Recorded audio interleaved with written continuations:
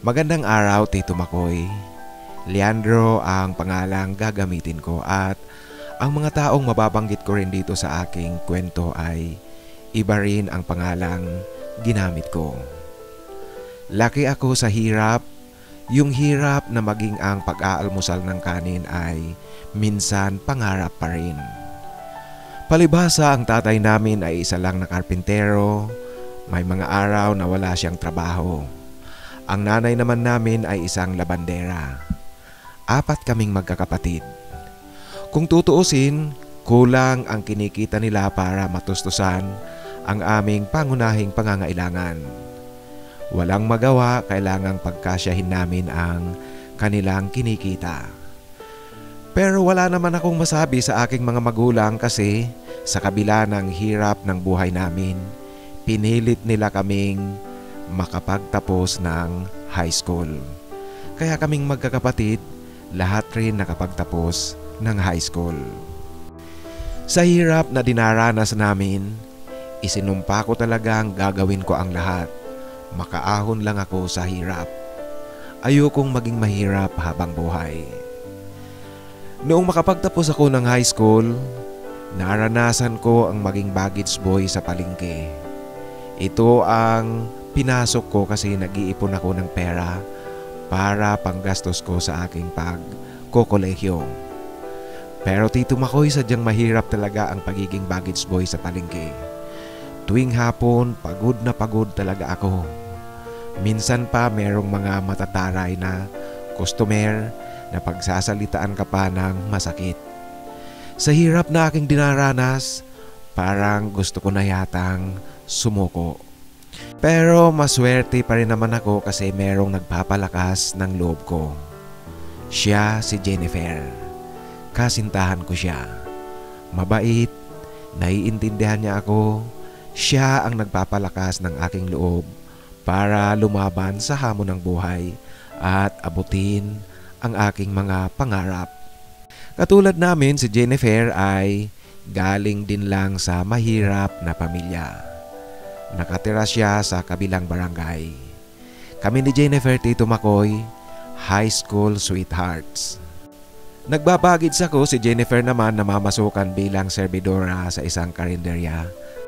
Lumalim ang aming samahan, lalong naging matamis ang aming pagmamahalan. Siya ang unang natuwa noong malaman niyang papasok ako bilang office driver sa isang maliit na kumpanya sa lungsod na katabi ng bayan namin. Yun nga, Tito Makoy, naging office driver ako. Dahil doon nakapasok ako sa kolehiyo, nag-aaral ako sa gabi. Kami ni Jennifer pilit naming binabawi ang mga oras na hindi kami magkasama kasi tuwing linggo na lang ako umuwi sa amin. Yun lang ang araw na magkasama kami. Nanonood minsan ng sine, naglalakad-lakad at kumakain kahit na sa mga karinderya lang. Naging maganda rin ang kalagayan ko sa aking pinagtatrabahoan kasi nagustuhan ako ng mag-asawang mga amo ko. Hanggang sa pinagkatiwalaan nila akong maghatid sa anak nilang dalaga na pumapasok din sa college pero nasa ibang paaralan sa mas malaking pamantasan. Araw-araw, Tito Makoy, palaging inihahatid ko muna ang kanilang anak sa pamantasan nito bago ako dumidiretso sa paaralang pinapasukan ko. Yung sasakyang minamaniho ko ay parang naging personal service ko na rin kasi dala-dala ko ito pagpasok sa eskwela. Kasi paglabasan sa gabi, tatakbo ako sa kabilang pamantasan para sunduin ang anak ng amo ko. Mabait din ang anak ng amo ko, siya si Dalia. Hindi niya ako itinuturing na driver lang kagaya ng kanyang mga magulang. Ang turing sa akin ay katuwang nila sa bahay at katuwang sa negosyo ng kanilang pamilya. Si Dalia ay maganda, matalino at mabait nga. Dahil nga, Tito Makoy, sa nag-aaral ako sa gabi at nagtatrabaho sa maghapon, masyado nang naging abala ako sa trabaho at pag-aaral. Hindi na linggo-linggo kung magkasama kami ni Jennifer. Naiintindihan niya naman ito at todo suporta pa rin siya sa akin. Sa bawat araw naman na nagkakaroon kami ng pagkakataong magkasama, pilit talaga akong bumabawi. Sinusulit ang mga nawala naming oras. Pilit ko talagang binibigyan ng quality time ang pagsasama naming dalawa. Kahit papaano Tito Makoy, talagang ginagawan ko ng paraan para magkaroon kami ng pribadong oras, solo namin at para sa aming dalawa lang. Ang anak naman ng amo ko na si Dalia, nakakatuwa rin siyang kasama. Madaldal ito makwento. Walang araw na hinahatid ko siya at sinusundo sa eskwela na masasabi kong boring. Kasi habang nasa biyahe, tawanan lang kami ng tawanan. Hanggang Tito Makoy sa naramdaman ko na lang na umiibig na ako sa kanya. Tuwing matutulog ako sa gabi, hindi na nawawala sa isipan ko si Dalia. Hindi ko lang talaga pwedeng ipahalata kasi kahit papaano, amo ko pa rin siya. Masyadong malayo ang agwat namin. Bagamat siguro kung magiging pangahas ako, walang problema kasi wala naman akong nakikitang boyfriend niya. Dumating nga ang araw, nakita ko na pareho yata kami merong mga nararamdaman sa bawat isa. Kasi nang minsang may outing ang kanilang tropa sa eskwela, kinailangan kong i-drive si Dalia. Doon sa kanilang outing, naglaro sila ng truth or consequence. Truth ang pinili niya. Ang tanong ng kanyang mga kasama ay tungkol sa boyfriend. Tito Makoy, ako ang ipinakilala niyang boyfriend. Nabigla talaga ako pero ang katotohanan, pumapalakpak talaga ang tenga ko. Noong uwian na, Leandro, sorry nga pala, alam mo, na-pressure lang ako ng tropa. Wala akong maisip kaya yun na lang ang ginawa ko. Yan ang pagpapaumanhin sa akin ni Dalia. Okay lang yun ma'am, wala namang problema. Uy, feel niya rin. Ito Tito Makoy ang tumatawang biro sa akin ni Dalia. Nagtatawanan nga kami. At nung oras na yun, umandar yata sa akin ang pagiging deritsahan din. Siyempre naman ma'am, paano kaya kung sabihin ko ring the feeling is mutual. Yan ang wika ko tapos tumawa ako. Feeling is mutual pala. Yan Tito Makoy ang tawanan namin at yan na rin ang parang naging intro ng mas malalim na samahan namin ni Dalia, ang anak ng amo ko. Dahil nga sa nagkaroon na ng umpisa ang aming ugnayan, minsan pakatapos ko siyang sunduin sa pamantasan, kumakain muna kami sa labas bago diretsong umuwi. Siya ang taya siyempre kasi siya ang may pera. Ako naman, driver lang nila. Hanggang Tito Makoy sa nauwi na sa totohanang relasyon. Dumaan ang mga araw, wari ko'y naamoy na ng mga amo ko ang namamagitan sa aming dalawa ni Dalia. At dahil nga sa meron ng namamagitan sa amin ni Dalia, dumalang na ng husto ang uwi ko sa aming bayan. Dumalang na ang pagkikita namin ni Jennifer. Ganoon pa man, sinisiguro ko pa rin na mabigyan siya ng quality time. At dahil sa quality time na ibinibigay ko kay Jennifer, wala pa rin siyang alam na meron ng namamagitan sa amin ng anak ng amo ko. Isang araw, Leandro, usap nga tayo.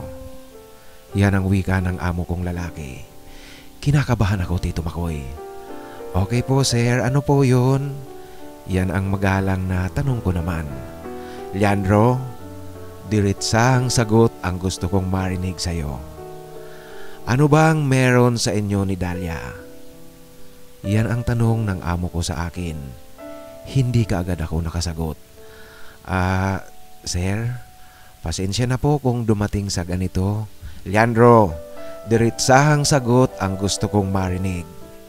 Meron bang namamagitan sa inyong dalawa ni Dalia? Patay na Tito Makoy. parang bulilyaso at naamoy na nga nila ng tuluyan. Opo sir, pasensya na po kayo. Subalit kung sa tingin nyo po kailangan kong magsakripisyo para sa anak nyo, magsasakripisyo po ako. Kung kinakailangan ko pong umalis, aalis ako. Pero aalis po ako sa inyo na merong malaking utang na loob na tinatanaw. Yan ang wika ko sa aking among lalaki. Salamat Leandro sa pagiging tapat mo. Pero huwag kang mag-alala. Walang problema sa amin yan, basta huwag mo lang lulukuhin ang anak ko. At ipangako mo rin na magiging matino ka kung sakaling sa huli, kayo ngang dalawa ng anak ko ang palarin. Yan ang wika ng amo ko Tito Makoy. Halos maglulundag talaga ako sa tuwa. Kasi sa wakas, alam na nila at hindi rin sila tutol sa relasyon namin ni Dalia. Masaya kami ni Dalia, maalaga siya sa akin at worry ko nga'y ini-spoil niya ako. Wala na akong mahihiling pa ngayon sa takbo ng buhay ko. Pero sadya yatang merong balakid na nag-aabang para sa pag-abot ng aking pangarap at sa pag-iibigan namin ni Dalia. Kasi Tito Makoy, minsan umuwi ako doon sa amin, nagulat ako sa sinabi sa akin ni Jennifer. Nagdadalang tao na raw siya.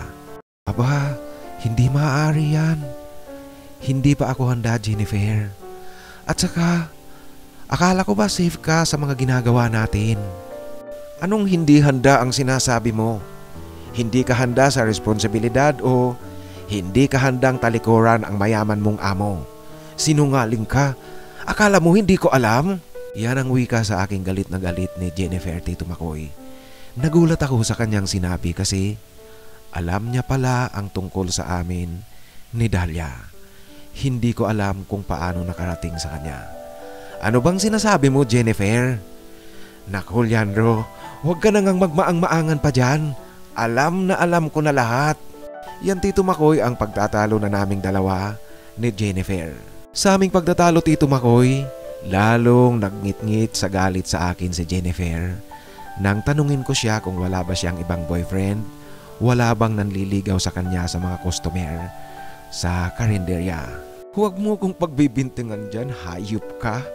Ikaw ang nangangaliwa. Madali akong kausap, Leandro. Kung ayaw mong panagutan ito, hindi. Gusto kong diretsahang marinig sa'yo ang sagot mo. Ano, pananagutan mo ba ito o hindi? Iyan, Tito Makoy, ang tanong sa akin ni Jennifer na napaisip talaga ako. Tinimbang ko ang sitwasyon pero nanaig sa akin ang ayoko muling maging mahirap. Ayokong bumalik sa kahirapan. Kay Dalia, tiyak na ang magandang kinabukasan ko. Hindi ko na mararanasan pa ang hirap na dinaranas ko mula noong mga bata pa kami. At ngayon ko rin naramdaman, Tito Makoy, na mas mahal ko pala si Dalia kaysa kay Jennifer. Kung tuluyan kong aakuin ang responsibilidad kay Jennifer, tiyak na tiyak, balik ako nito sa hirap. Yan ang ayaw na ayaw kong muling mangyari sa buhay ko. Dahil nga sa hindi kaagad ako sumasagot, muling nagtanong si Jennifer kung papanindigan ko raw o hindi. Hindi na talaga ako nakasagot, Tito Makoy. Hayop ka, Leandro. Niloko mo ako. Duwag ka. Sige na, doon ka na sa mayaman mong amo. Manluloko ka. Iyan, Tito Makoy, ang umiiyak na wika sa akin ni Jennifer. Tapos, umalis na ito. Tuluyan ang nagwakas ang lahat sa amin ni Jennifer, kasunod ng paghihiwalay ng aming landas. Lumipas pa ang mga panahon, nakatapos na ako ng pag-aaral sa college at itinakda na rin ang kasal namin ni Dalia. Alam mo, Tito Makoy, sa kasal namin labis akong nakaramdam ng takot kasi baka gumawa ng eksena itong si Jennifer. Papatayin ako ng aking mga amo na magiging biyanan ko na. Noong seremonya, hindi ko talaga magawang ngumiti kasi Labis-labis ang kabang aking nararamdaman. Pero sa awa ng Diyos naman, walang eksenang naganap, matagumpay na naidaos ang kasal. At naging mag-asawang ganap kami ni Dalia.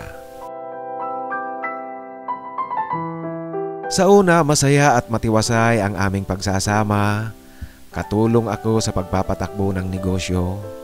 Ngunit sa huli, Tito Makoy, hindi na naging maganda ang pagsasama namin ni Dalia. Kasi lumabas ang tunay na ugali nito.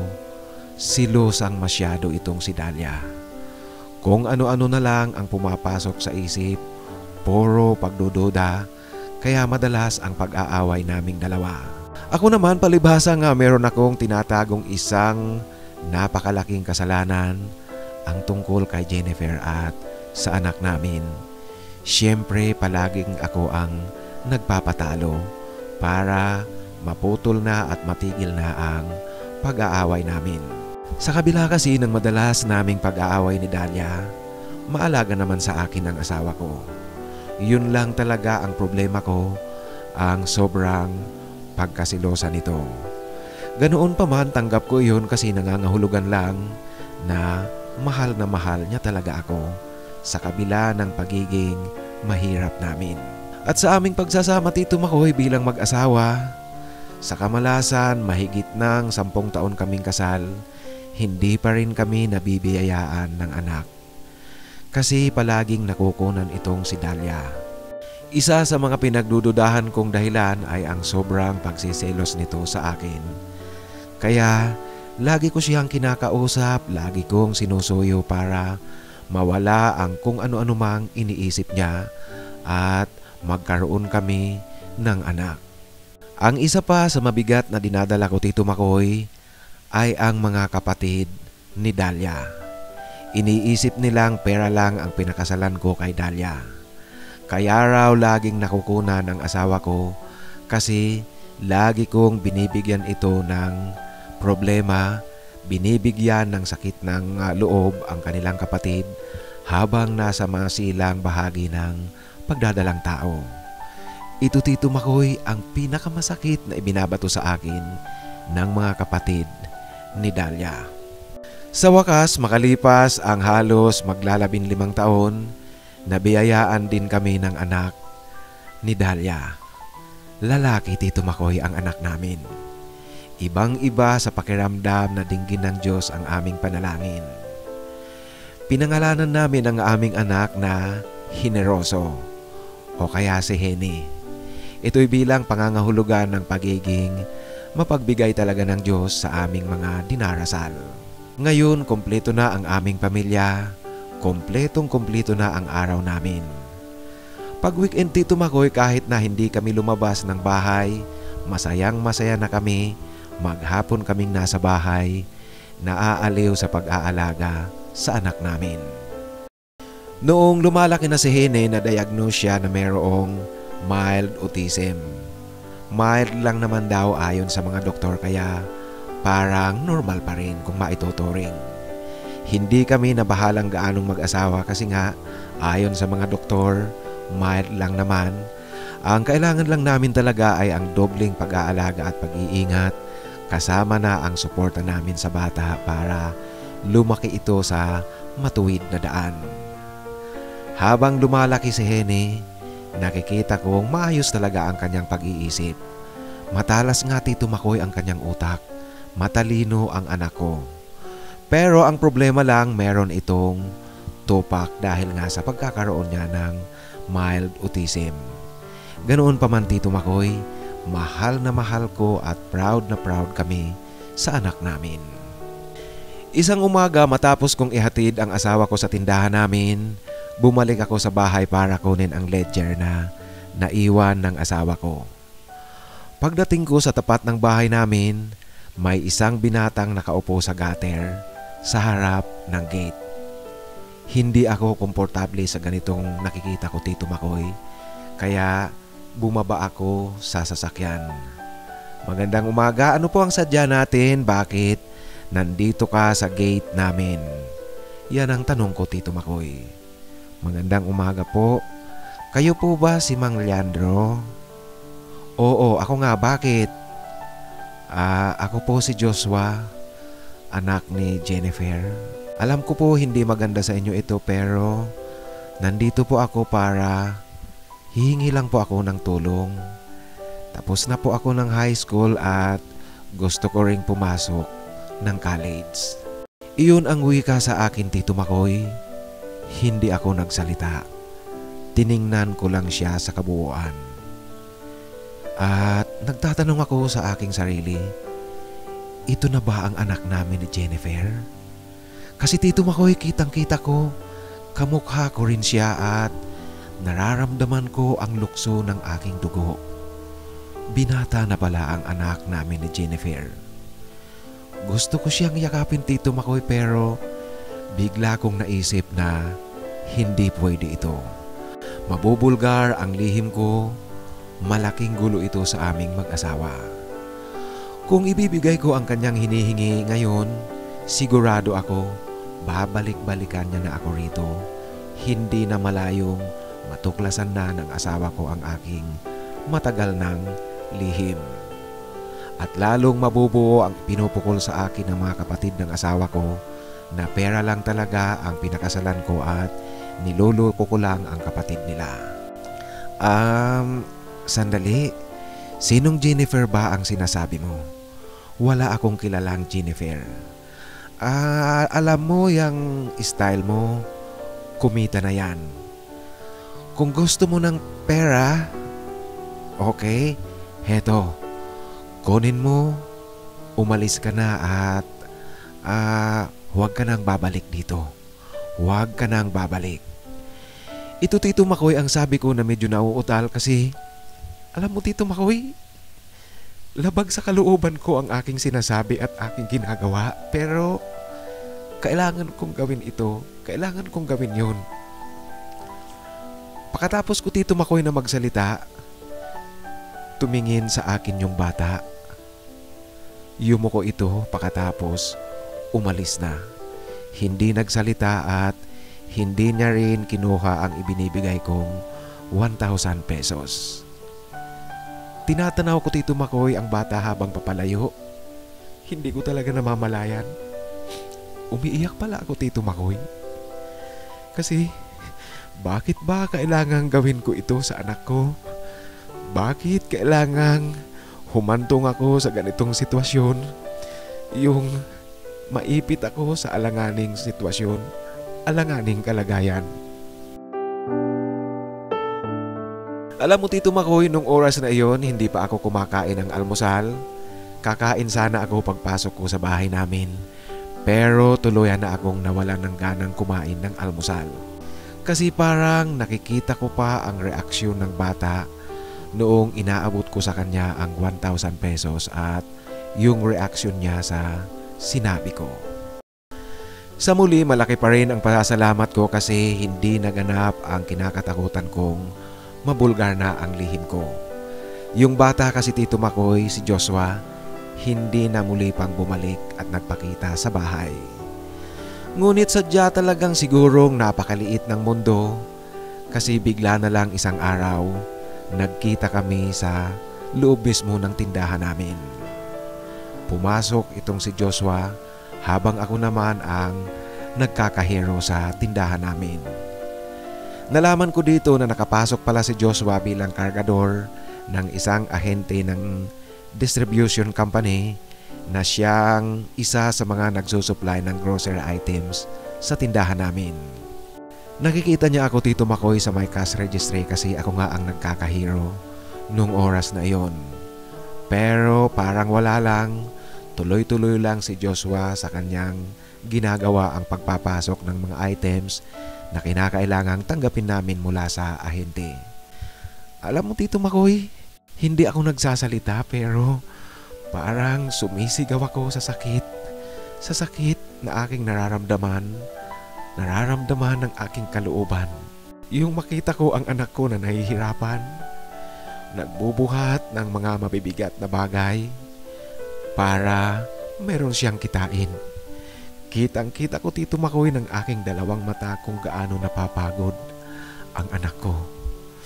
Pero kailangan kong tibayan ang aking sikmura. Iniiwasan ko na lang na mapatingin sa kanya habang nahihirapan ito sa kanyang ginagawa. Tito Makoy, ang pagpunta ni Joshua sa tindahan namin ay naging pansamantala lang naman kasi makalipas ang mahigit isang buwan, iba na ang kasama ng ahente, hindi na si Joshua. Mula noon, Tito Makoy, hindi ko na siya nakita pa hanggang sa lumipas ang ilang taon. Kami naman ng asawa ko, lalong lumalala ang gulo sa aming pagsasama. Ang kanyang sobra-sobrang pagsisilos ang madalas na pinag-uumpisahan ng aming away. At syempre ang pakikinig niya sa kanyang mga kapatid na pera lang ang pinakasalan ko sa kanya. Hindi raw ako, Tito Makoy, pwedeng pagkatiwalaan sa negosyo kasi baka kamkamin ko lang ang pera sa negosyo namin. Ito, Tito Makoy, ang masakit na katotohanan sa aming pagsasama. Walang katiwasayan, wala ang kaligayahang pinapangarap ko sa amin bilang isang pamilya. Tito Makoy, hindi ito ang pangarap ko. Oo, hindi ako hikahos ngayon.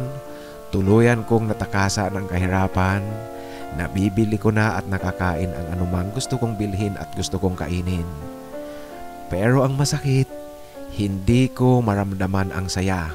Kaya kong bilhin ang ilang mga magagarang bagay, pero hindi ako nakakabili ng kaligayahan. Kaligayahan sa pagsasama namin sa loob ng aming pamilya. Isang araw, sinundo ko ang anak ko sa eskwelahan at pagkagaling namin sa eskwela, nagmerienda muna kami sa Jollibee. Naupo kami sa may salamin sa gilid ng kalsada. Mga ilang sandali, Tito Makoy, mula sa aking kinauupuan, natanaw ko sa kabilang kalsada si Joshua. Hindi ako maaaring magkamali.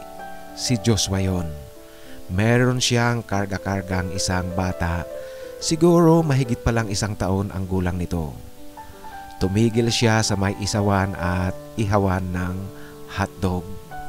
Nakita ko ang bata, Tito Makoy, pumapalakpak sa tuwa noong bumibili si Joshua ng inihaw na hotdog. Matapos maibigay ni Joshua ang hotdog sa bata, ibinaba niya ito. At kitang-kita ko rin na walang pagsidlan ng tuwa ang bata. Tuwang-tuwa siya sa kanyang kinakaing hotdog. At parang palundag-lundag pa ito, Tito Makoy. Naaliw akong tingnan. Apo ko na yata yun, Tito Makoy. Kaya patuloy kong pinagmamasdan at naaliw ako. Pero habang tumatagal, Tito Makoy, na pinagmamasdan ko ang mag-ama, hindi ko malunok ang hamburger na aking kinakain. Habang natatanaw ko mula sa aking kinauupuan, ang mag-ama ay masayang kumakain ng isaw. Yun lang ang kanilang merienda. Samantalang ako, nandito sa loob ng Jollibee. Bakit, Tito Makoy? Di ko magawang ayain ang anak ko. Di ko magawang pakainin ang apo ko ng hamburger. Yung hamburger na kinakain namin ng isa pang anak ko. Bakit di ko magawa iyon? Naluluha ako ngayon sa kaduwagan. Dahil sa awa ko at konsensya, nakikita ko ang mag-ama, ang anak ko at ang aking apo nagtsatsaga sa ganoong pagkain. Yung pag-iyak na yun, Tito Makoy, nakita pala ng anak kong si Henny ang pagpahid ko ng luha. Papa, okay lang po ba kayo?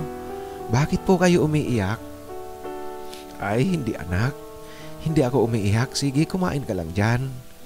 Yan ang pagsisinungaling ko kay Henny. Hanggang, Tito Makoy, sa natanaw ko nang umalis ang mag-ama. Tito Makoy, habang pinagmamasdan kong papalayo ang mag-ama, para talaga akong sinasakal. Patuloy akong kinakain ng aking konsensya. Patuloy kong iniisip at tinatanong sa sarili ko, bakit hindi ko nagawa ang simpleng bagay na ayain ang anak ko at ang apo ko na magmerenda? Bakit ganoon ako kaduwag? Dumating nga ang mga araw, Tuluyan nang hindi naging maayos ang pagsasama namin ni Dahlia dahil sa maraming bagay talaga. Ang unang-una ay ang solsol ng kanyang mga kapatid. At liban doon, Tito Makoy, meron talaga tayong kasabihan na walang tinatagong hindi lumalabas. Kasi nalaman din ng asawa ko ang katotohanang meron pala akong anak sa labas. Isa ito sa naging pinakamalaking rason para tuluyan na kaming maghiwalay. Sa aming paghihiwalay, Tito Makoy, mas minabuti kong umalis na lang para matigil na ang iniisip ng magkakapatid na pera at yaman nila ang habol ko. At ang plano ko raw na kamkamin ang anumang meron ang asawa ko. Umuwi ako sa bayan namin pansamantalang umupa ng isang bahay. Sa panahong ito, Tito Makoy, lubos ko nang napagtanto ang aking napakalaking kasalanan kay Jennifer at sa anak namin, si Joshua. Nagdesisyon na ako, buo na ang aking loob, buo na ang pasya ko. Pupuntahan ko si Jennifer, pupuntahan ko ang anak ko, hihingi ako ng tawad sa kanila. Tutulungan ko ang anak ko, babawi ako, at syempre aalagaan ko rin ang apo namin. Kinabukasan, nag-drive ako papunta sa lugar ni na Jennifer at lubos akong umaasa na sana makausap ko ang mag-ina, lalong-lalo na ang anak ko. Bago ako dumiretso sa kailang lugar, bumili muna ako ng hamburger sa isang hamburger stand para sa apo ko. Habang nagdadrive ako, Tito Makoy, kinakabahan talaga ako dahil hindi ko alam kung ano ang posibleng mangyari sa pagkikita namin. Pero nanlumo ako nang makarating ako sa lugar ni na Jennifer. Isang malaking kamalasan nga ang inabutan ko. Kasi, Tito Makoy, dinimulis na pala yung lahat na bahay doon sa may squatter area kung saan nakatira si na Jennifer at ang anak ko. Dahil nga sa busy akong masyado sa trabaho, hindi ko magawa ang panunood ng TV o kaya pakikinig sa mga lokal na balita sa radyo. Kaya hindi ko nalaman ang pagdimulis ng mga squatter doon sa lugar namin. Lahat palang mga nakatira sa squatter area ay nirelocate sa isang relocation site sa bayan namin. Kaya hindi ako nagsayang ng oras, dumiretso ako doon sa relocation site at nagtatanong-tanong sa mga posibleng dating kapitbahay ni na Jennifer noon. Subalit, Tito Makoy, ayon sa aking mga napagtanungan, bago pa pala nangyari ang demolisyon, matagal nang umalis doon sina Jennifer, ang anak ko, ang asawa niya at ang anak nila. Hindi nila alam kung saan lumipat ang mag-iina. Ito na ngayon, Tito Makoy, ang problema ko. Hindi ko mahanap ang anak ko kung nasaan. Wala akong mapagtanungan kasi doon sa mga kapitbahay nila walang nakakaalam kung saan lumipat ang mag-iina. Isang malaking tanong na ngayon sa akin kung saan ko sila hahanapin, paano ko sila matutuntun, paano ko sila makakausap, paano ako hihingi ng tawad at babawi sa aking mga kasalanan. Alam mo, Tito Makoy, umiiyak ako mag-isa dito sa bahay. Hindi ako natatahimik. Kinakain na ako ng aking konsensya. Minumulto ako ng aking sariling madilim na kagagawan. Ang hindi ko matanggap-tanggap, Tito Makoy, kasi bakit ba kailangan kong ipagkait ko sa anak ko ang kaginhawahan, yung ginhawa ng buhay na pinangarap ko rin noon? Puno ako ngayon ng pagsisisi. Siguro kung tinulungan ko siyang makapag-aral sa college, maaaring nakatapos din ang anak ko, hindi niya dinaranas ang hirap ng buhay ngayon. Binubuhay niya marahil ang kanyang pamilya ng masagana at hindi hirap na hirap. Yung hirap na pilit kong tinakasan noon. Ito ngayon, Tito Makoy, ang iniiyakan ko. Ang iniisip ko ang kalagayan ng anak ko at ang oras, yung pagkakataon na pinagkait ko sa kanya na magkaroon siya ng magandang buhay. Yung araw na lumapit siya sa akin. Pero ipinagtabuyan ko. Hanggang dito na lang po Tito Makoy ang aking kwento. Sana magsilbing aral ito sa mga lalaking katulad ko, yung ginagamit ang kaduwagan. Sana magustuhan rin ng iyong mga taga-pakinig. Lubos na gumagalang, Leandro.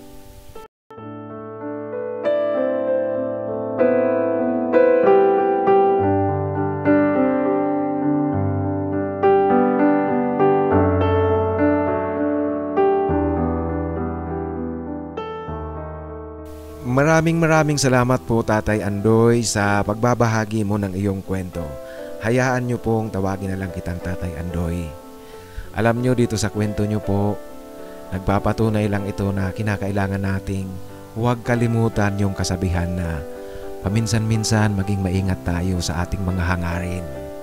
Kasi minsan ibinibigay sa atin ang lahat na ating hinahangad, pero hindi pala ito ang kailangan natin. Yan na yan ang nangyari sa iyo. Ngayon na kitang-kita ko ang iyong pagsisisi, kitang-kita ko kung gaano ka kaseryoso sa hangarin mo ngayon na makita at humingi ng tawad kina Jennifer at sa anak mo. Pero gusto ko lang sabihin sa iyo na napakaraming ekes na ginawa ka, ekes para sa akin. Lahat ang ibig kong sabihin Tatay Andoy, mga maling ginawa mo sa mag-ina. Unang-una, sinasabi mo na kanina, ayaw mong sabihin sa anak mo yung pinagtabuyan mo siya, ayaw mong bigyan siya ng 1,000 at sabihin wag nang bumalik.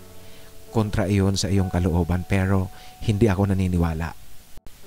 Kung kontra iyon sa kalooban mo, bakit kaya hindi ka na lang nagpakalalaki?